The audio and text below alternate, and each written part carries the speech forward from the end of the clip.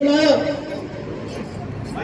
Sir समाज के बेटों को बुलाया और ये कहा कि जाओ तुम अपनी समाज को अगर नेता बनाना चाहते हो, अपनी समाज को कुछ देना चाहते हो तो भाई मेरी आवाज समझ में आ रही नहीं आ रही है? बताओ, मेरी बात समझ में आ रही? आ रही।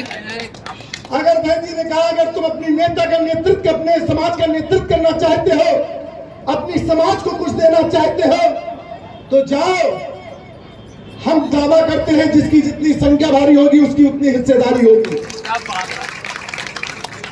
जब ये कह के गया तो ब्राह्मण भी निकला, क्षत्रिय भी निकला, पाल प्रजापति, कश्यप भी, निषाद भी, कुर्मी कुशवा भी निकला, मौर्य भी निकला, जाट गुजर भी निकला, राजभर चौहान भी निकला। सब समाज के लोग रोडों पे निकल गए, कहने लगे जाओ बीएसपी से अच्छा कोई दल नहीं है, बहुजन समाज पार्टी से अच्छा कोई पार्टी नहीं है।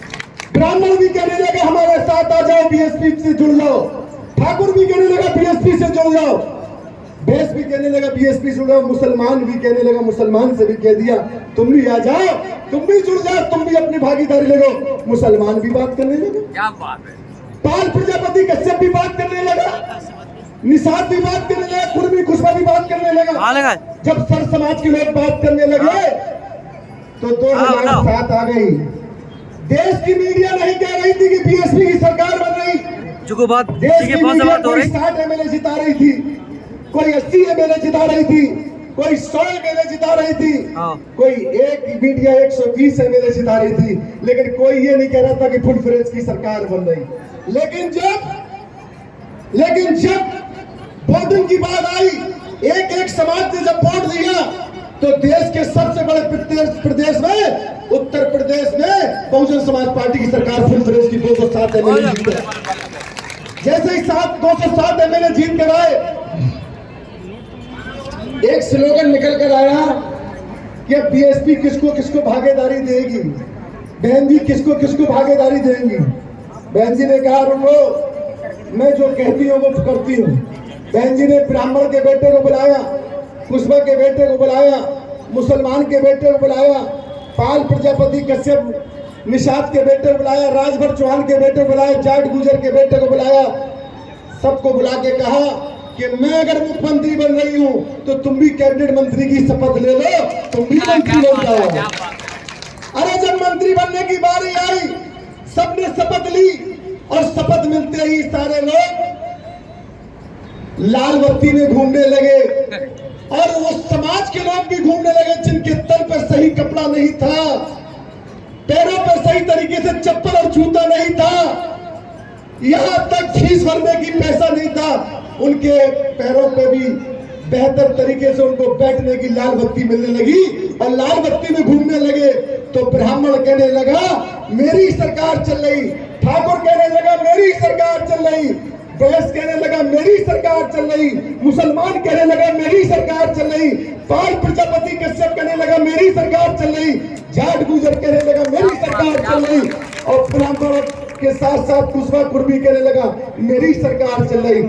जब सर समाज की सरकार चलने लगी तो किसी समाज के साथ इतना ही नहीं, जो सैन समाज होती, नाई समाज, नाई का बेटा कहने लगा कि बहन जी हमारा तो कोई इतनी समाज नहीं जो हम एमएलए बन जाते। बहन जी ने नाई के बेटे को बुलाया, जब तुम भी अपने विधायक बन जाओ, एमएलसी बन के मंत्री तुम भी बन जाओ। नाई के बेटे को भी बना दिया एमएलसी, 6 साल के लिए बना दिया, एक नहीं 2-2, 3-3 बना दिए। और इतना ही नहीं, जब सर समाज के लोग नेता और मंत्री बनने लगे और लाल बत्ती में घूमने लगे तो सारे समाज के लोगों का रुझान बढ़ गया। और जब सर समाज के लोगों ने मंत्री बने तो जो लोग कह रहे थे ये काय की बीएसपी किस किस को भागीदारी देगी, बहन जी ने कहा कि मैं एक माली हूं, मेरा एक कार्यकर्ता, सभी कार्यकर्ता मैंने माली बनाए हैं और माली कभी नहीं चाहता कि अपने बाग में एक फूल हो। हर माली की सोच होती हमारे बाग में हर किस्म का फल और फूल हो। असली अगर जो माली होता है, नहीं आई समझ में? कितने लोग समझ गए हाथ उठाओ। आप क्या हो? माली। माली हो। अगर असली माली होता है और नकली माली होता है, नकली माली एक फूल से माली बनना चाहता है और जो असली माली होता है वो अपने बाग में हर किस्म का फल और फूल लगाता है। जब उसके बाग में कोई आता है, जब उसके बाग में कोई आता है तो वो कह जाता है इससे अच्छा बाग नहीं है, हम यही रह जाए, हम यही सो जाए, हम यही आराम कर ले, हम यही खाना खा ले, हम यही के हो जाए। ये बाग आपको बनाने का मौका मानवर काशीराम बहन कुमारी मायावती जी ने दिया है। तो आप मालिक